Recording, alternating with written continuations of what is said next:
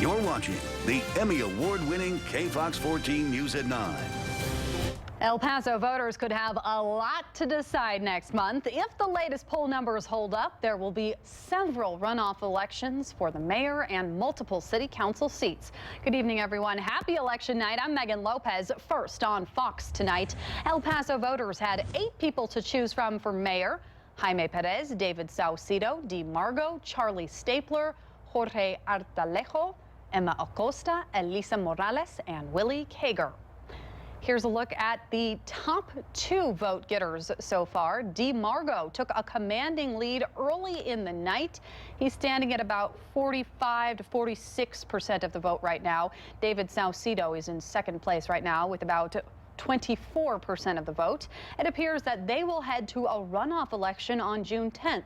More on the runoff in just a bit, but let's start our team coverage tonight with Dee Margo. KFOX 14 News at 9's Ryan Hill is live with Margo in downtown El Paso with how he's feeling about his chances of a runoff. Thank you, Ryan, and let's go ahead and continue our team coverage with KFOX 14 News at 9's Claudia Tristan. She is also in downtown El Paso, this time with David Saucedo, with a look at his chances at that possible runoff and what he said. Thanks, Claudia. All right, well, turnout was once again not quite what El Paso officials were hoping for this election cycle. These off-year elections are known to have low voter turnout. There were about 419,000 people who were registered to vote in El Paso County for this election. Initial numbers are only showing it at 5.48% right now, and there are still quite a few precincts that need to do their reporting. There's only 62 out of 189 that are reported so far. So we want to take a little bit of a closer look at this mayor's breakdown. This map that you see right here has got everybody in terms of their colors. Dee Margo won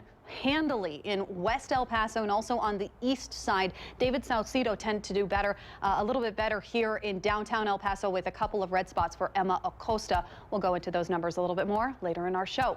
People in East El Paso and the Lower Valley were voting for change. Right now, Henry Rivera has a commanding lead over incumbent Lily Limon, 61% to 39% by the looks of it. Rivera is a longtime police officer. It looks like he'll win that race outright. He won't need to go to a runoff. But that's not the case for the other city representative positions right now. There's a close race in central and northeast El Paso. Alexandra Aineo has 35% to 32% in the lead over the incumbent, Jim Tolbert. The next closest competitor is Dolores Garcia Vaca with about 15%. This race appears to be headed for a runoff. Now let's go to District 3, where voters are getting a new representative no matter what happens. Cassandra Hernandez is leading that race with about 38% of the vote, but the race will most likely go to a runoff. The winner here will replace Emma Acosta, who, as we mentioned, is running for mayor. Jaime Barcelao is currently in second place with about 30% of the vote. And finally, let's go to District 4. That's up in northeast El Paso. Sam Morgan has 45% of the vote there. YISD school president Shane Haggerty has about 35%, so that means a runoff is very likely for this seat as well. The winner here will replace the current representative Carl Robinson. He could not seek re-election because of term limits. For updated election results, you can go ahead and head on over to our website, kfoxtv.com, for the very latest. Just go to under the homepage, click on Election Headquarters. Now, in order to win today's election outright, candidates needed to garner 50% of the vote plus 1. That's why so many are going to be heading to elections, or to runoff elections anyway. Because there were up to 8 candidates running for certain positions, it's very hard to get that percentage of the vote. So the top 2 candidates for each position will head to a runoff. That runoff is set for June 10th. District 8 Representative Courtney Nyland's seat will also be on that ballot. As we reported, Nyland announced that she was resigning in April due to personal reasons. At least 4 candidates have put their names in the hat for that race. And voter turnout, as we mentioned early in the show, was abysmal. According to the latest numbers, almost 23,000 people cast a ballot. That is in comparison with the 418,000 registered voters. That amounts to about 5.5%. Voting in Texas, meanwhile, could soon become a little more tedious. The House just approved a bill that would do away with straight ticket voting statewide, despite opposition from Democrats. Currently, Republican and Democrat voters can check one box on their ballots to vote for all of the candidates in their particular parties. Texas is one of only 10 states that offers that option for voters. Supporters of the bill say that it would force voters to do more research on the candidates before casting their ballots. The bill is now headed to the Senate for its approval. A series of thunderstorms moved across the borderland today, prompting a severe thunderstorm warning early this evening. For the very latest, let's go to meteorologist Zach Covey. He's in the KFOX 14 Severe Weather Center, keeping an eye on all of it. The FBI says the man involved in a shooting at a Border Patrol checkpoint last month has passed away. Agents say on April 9th, the man went through the checkpoint on I-25 near Las Cruces. He was asked to go to a secondary inspection. Officials say agents heard a gunshot and then started firing back. No Border Patrol agents were injured. The FBI says that the man died from a self-inflicted gunshot wound. The incident is being investigated by the FBI along with the U.S. Customs and Border Protection Office of Professional Responsibility. The FBI says that it's not going to identify the man because no charges were ultimately filed. EPISD is planning to use some of its rainy day funds to buy some land to build its new central offices. The district will spend about $9.8 million to buy that land in downtown El Paso from El Paso Community College. Board members approved a move this week to tap into that rainy day account and take double that amount, but the district says it found some cost-saving measures. The land for the new central office will cost about $3.2 million, with an extra about $100,000 in closing costs. Diving into summer, how some El Pasoans are taking advantage of all this heat. Going overseas, the countries the president is making his first foreign trips to, and what he'll be doing there. Welcome back. Well, people are splashing into summer 2017 a little early this year. That's because Wet n Wild Water World just opened for its 39th season. The water park will be open tomorrow from 10 a.m. to 6 p.m. Dozens of families headed out there today to cool off with the fun water rides and, of course, spend some time with the kiddos. KFOX 14 spoke to Wet n Wild's general manager, and she says they're excited about this new season. It's a lot of fun. I mean, you know, for me, the sound of summer is when the whistles go off. The park's new Jaguar Falls ride is getting ready to open up next month. Cottingham says that it's a 4-person family raft ride. She says right now season passes are $39.99, but they're going to go up by $10 once the ride opens. You have one more day left to get yourself a new fur baby to add to your family at a discounted price. The Animal Services Mayo Adoption Fiesta ends tomorrow. Pet adoptions were reduced to just $5 for that event. Animal Services is open between 11 a.m. and 5:30 p.m. The $5 fee includes the spaying and neutering services, as well as vaccinations, microchips, and a city license. Hundreds of El Paso athletes went head-to-head today in one of the largest Special Olympics competitions of the year. More than 600 people competed today in the Area 19 games at Burgess High School. They participated in track and field events. Those athletes had to spend at least 8 weeks training for those events in order to qualify for the competition. It's going great. You know, all these athletes they're happy to be out here. The top athletes in each division will go on to compete in the Special Olympics Summer Games in Arlington at the end of the month. Forced out. How a lightning strike caused some people in Georgia to have to leave their homes. All right, well, Zach, it started off as a pretty day today with the sun out, but then when I just went out to lunch around 6:45, 7 o'clock, I mean, those clouds were ominous. Yeah, and that's what instability does. A massive wildfire in Georgia is forcing people out of their homes due to a mandatory evacuation. You can see thick clouds of smoke that are billowing out of that wildfire. It began exactly a month ago after a lightning strike in the area. So far, more than 150 square miles of public lands have been burned. President Donald Trump is getting ready to make his first visit overseas. That trip is set to happen later this month. The president will tour Saudi Arabia, Israel, and Vatican City. Those are his first stops. After that, the president will be heading to Brussels, Belgium, and Sicily, Italy, for NATO and G7 summits. The Department of Defense has now identified the Navy SEAL who was killed in an operation in Somalia. The DoD says 38-year-old Kyle Milliken of Falmouth, Maine, was killed by small arms fire on Thursday. Officials say that it was in a remote area of Somalia about 40 miles west of Mogadishu. Milliken was a member of the SEAL 6 team, and that group was on a mission targeting a local al-Shabaab leader. 2 other service members were also wounded in that incident, including one interpreter who is an American citizen. Building connections, where some Ciudad Juarez officials are celebrating the Cinco de Mayo weekend. A delegation from Mexico visited Denver today to promote the borderland. Ciudad Juarez Mayor Armando Cavada Alvidrez attended a Cinco de Mayo festival in the Mile High City today.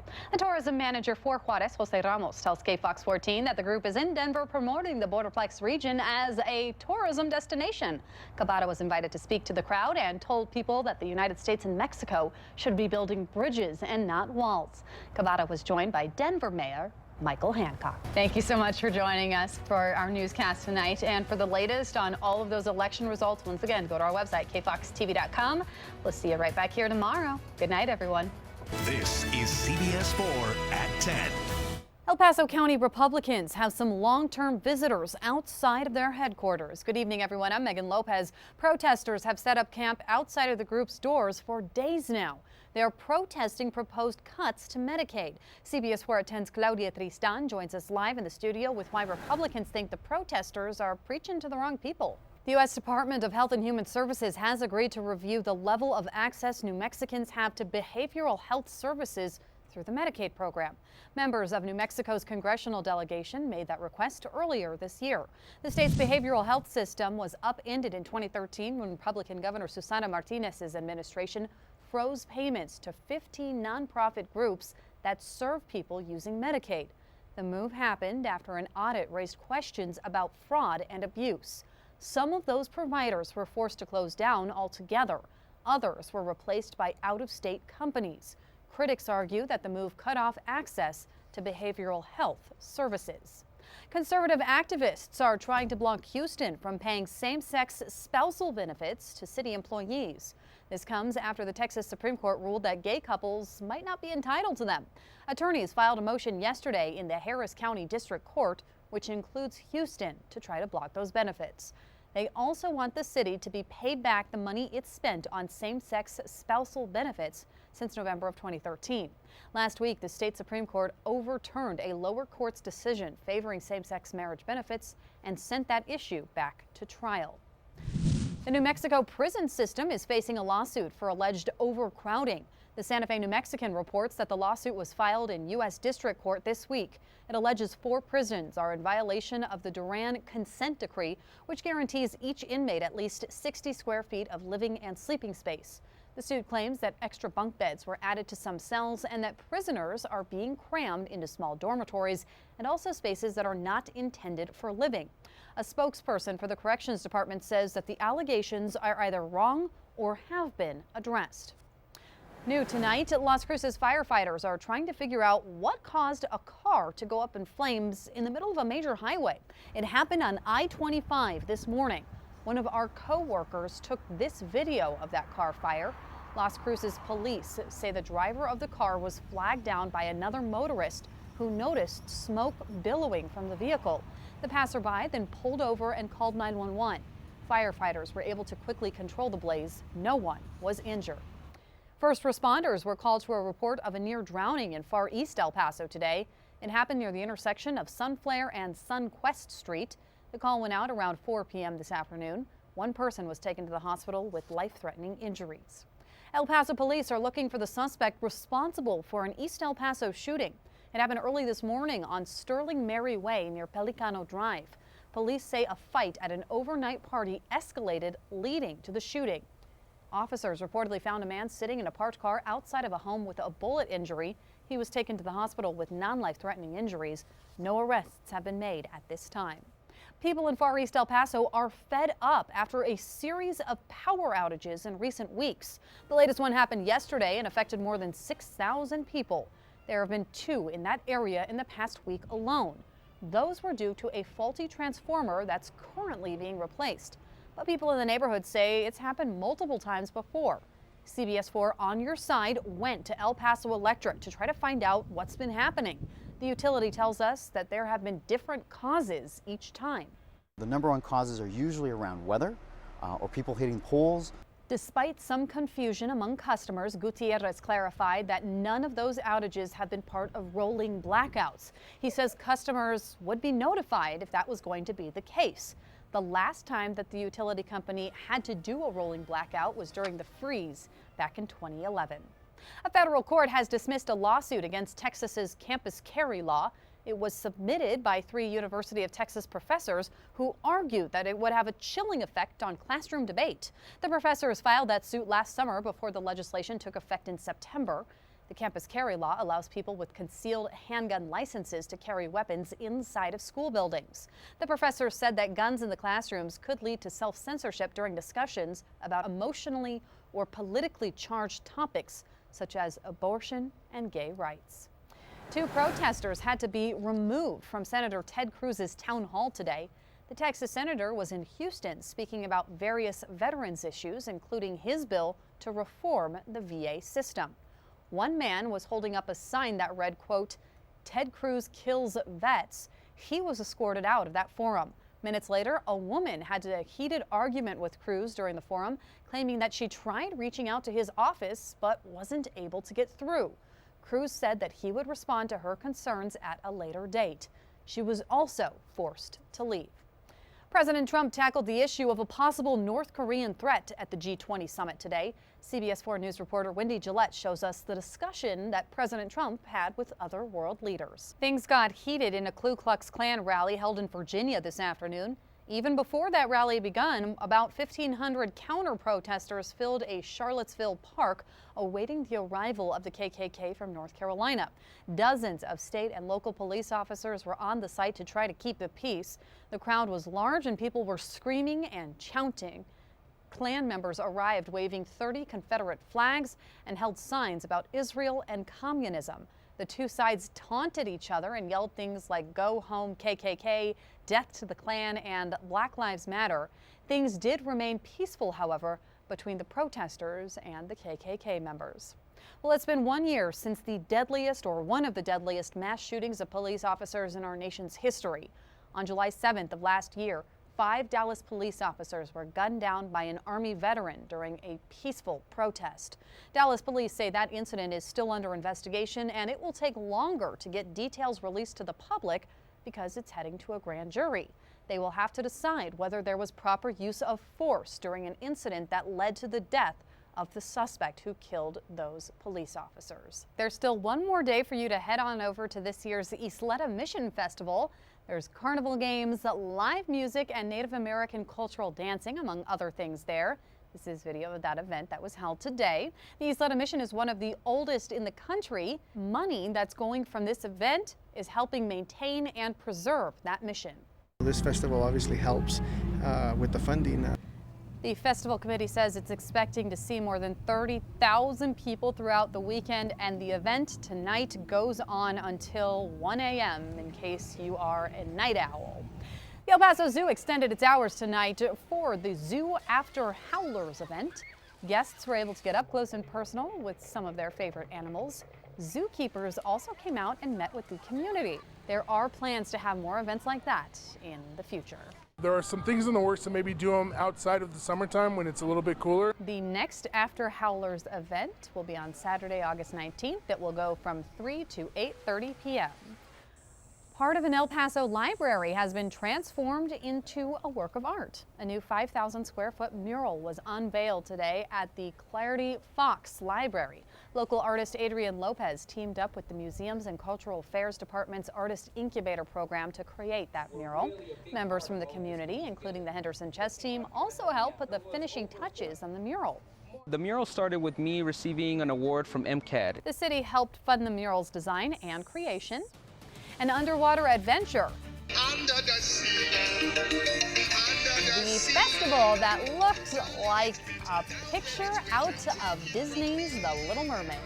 Anthony is a landscaper and says that he plans to invest most of that money in his startup company. Okay, wait, hold on. So he sent a friend in to get That's the scratch what I off was wondering. and What scratches about it that later. friend? What is the percentage that the friend gets? 20 at least? None, I mean, none 20 at least. None? $1 million You're not giving is any? not that Your much friend is money. responsible for you being a millionaire. $1 You're not million giving any? A steak dinner. And A then steak dinner. Send him on his way. Oh, it better be a nice $200,000 steak steak dinner, I've yeah. got things to do, college loans to pay for. I do not have time for this. You ever caught a foul ball? No, but my mom caught one to her face. No. Yeah, we were at you know how sometimes the baseball diamonds back up into each other? My brother was having a baseball tournament and somebody from the other diamond hit a ball, it hit a tree, and then hit my mom in the face. It was on my birthday, and I think it was like my 15th birthday in the hospital with my mom. Luckily, your mom's still a beautiful woman. It looked like a scene straight out of The Walking Dead. Thousands doused themselves in fake blood and ghoulish makeup. They wore torn clothing and masks, all a part of the annual Zombie Walk celebration. Mexico City has been hosting that Zombie Walk for 9 years in a row. If zombies do attack, Megan's plan is to steal an airplane. It's to commandeer an airplane. Is it really stealing if society has totally gone down? Nate, you're not on my zombie apocalypse team. You're What? Too nice. You're too nice. You're that I guy missed that the cut. sacrifices himself. You'll you know? need me for something. Also, you're too tall to fit in one of those tiny little planes. I'll reach tall things. You'd It'll have to come in like handy. tuck your legs up. It's awkward. It's awkward. You're not in it. Zach, you're in. Are either one of you guys planning on heading out to Neon Desert or the Chuco Fest after the newscast tonight? Can you do sports for me tonight? Yeah, I got All right, it. cool. See you guys There were later. some teams. They scored some Sports. baskets and some You can points. do the weather Game 6. too. Stuff. Best team Yeah, in the I got history of the that. NBA. I got this Done. whole newscast. You guys can just Cool. get out of here. We'll send you pictures. See you then. Later. We'll beat you to it. The World Shin Kicking Championships were held in England on Friday. You ready to go afterwards in the parking lot? still don't know. You shin kicking That's- competition. I still don't know what that guy was saying. So I'm sure it was something, and maybe it wouldn't have been the most prolific comment That of the is- day, but we just didn't understand it. And before we go tonight, you might not know it, but it's actually a holiday. It is National Redhead Day. In honor of the recessive gene, here are a few lesser-known facts about us redheads. According to USA Today, only 2% of the world's population has red hair. We are more sensitive to pain since the gene that causes red hair is the same one that's linked to pain receptors. And finally, bees are more attracted to us. And I also read another rumor that I'm not completely sure if it's factual, but if you stare at a redhead in the eyes for 10 seconds, you fall in love with them.